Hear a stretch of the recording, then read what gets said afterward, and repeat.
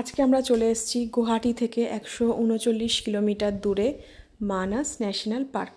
পার্কের এই মেন গেটটা দেখে তোমরা বুঝতেই পারছো যে এই পার্কের ভিতরে কি কি দেখা যাবে। চলো এই ফরেস্টের ভেতর দিয়ে যেতে যেতে তোমাদের সাথে একটু গল্প করা যাক।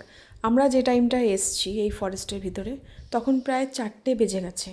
তো 4টের পরেই হাতিদের স্নান করানো হয়ে থাকে, ওই জন্য আমাদের এই টাইমটা বলা হয়েছিল যে 4টের পরে গেলে আপনারা হাতি স্নান করাটা দেখতে পাবেন।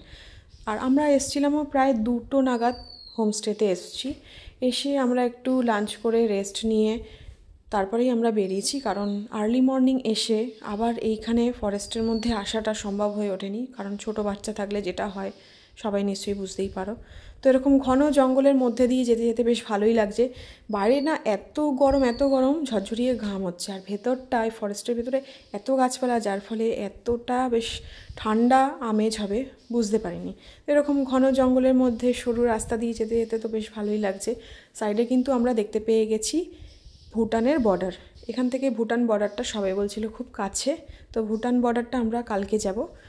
এখন এই ধরনের পরিবেশ যেতে গিয়ে আমাদের বেশ সকলের খুবই ভালো লাগছিল। সাইডে সাইডে আমরা কখনো কখনো একটু ময়ূর দেখতে পাচ্ছিলাম, কখনো আবার তোমার ডাইনোসর দেখতে পাচ্ছিলাম। তো অনেকটা দূরে দেখা যাচ্ছিল, সব কিছু তো আর ক্যামেরাবন্দি করা যায় না।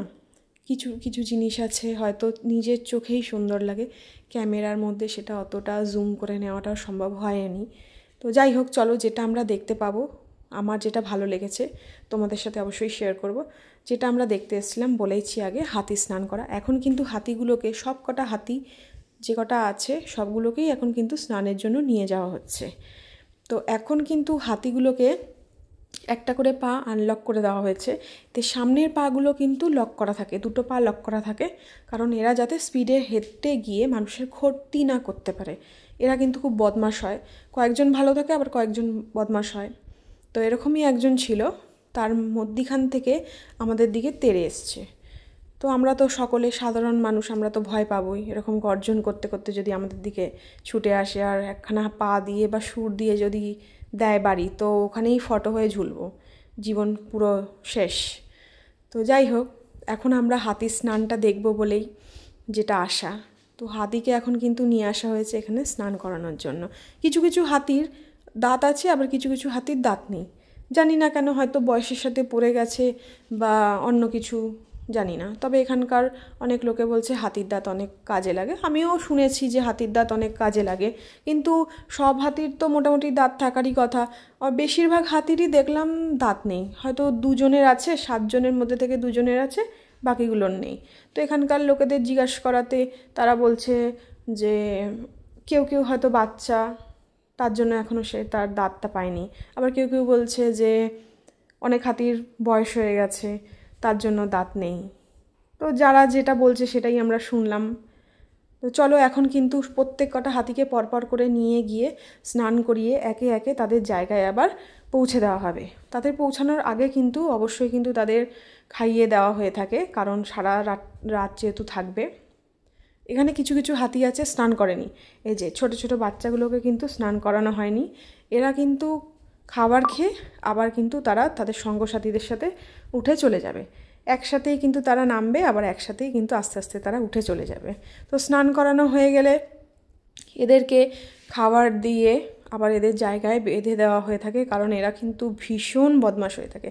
যে স্নান করানো হয়ে যাবে এদের পা দুটোকে, আবার সামনের পা দুটোকে লক করে দেবে, কারণ এদের সাথে আমরা যেহেতু এসছি ছবি টবি একটুখানি তুলবো, তো সেই কারণেই এদের কিন্তু আবার পাগুলোকে, সামনের পা দুটোকে লক করে দেওয়া হয়ে যাবে। তো এখানে যারা কিন্তু এই হাতিকে মানে ম্যানেজ করে বা বন্য জীবজন্তু ম্যানেজ করে, তারা কিন্তু দেখলাম এইখানেই এরা থাকা খাওয়া সব কিছু করে। মানে এতটা মানে ভয়ঙ্কর জীবজন্তুর সাথে থাকবে এরা, ভাবাই যায় না। যেখানে আমরা তো ভয়ই পাই। আবার দেখো কিছু কিছু হাতি কিন্তু আছে সুর তুলে তুলে জল দিচ্ছে, বেশ ভালো লাগে। এই ধরনের ভিডিও কিন্তু আমরা টিভিতে, ফোনেই দেখে থাকি, অপূর্ব লাগছে সেই দৃশ্যগুলো, সত্যি কথা। যেটা আমার ভালো লাগছে সেটা কিন্তু আমি তোমাদের সাথে এখন শেয়ার করছি।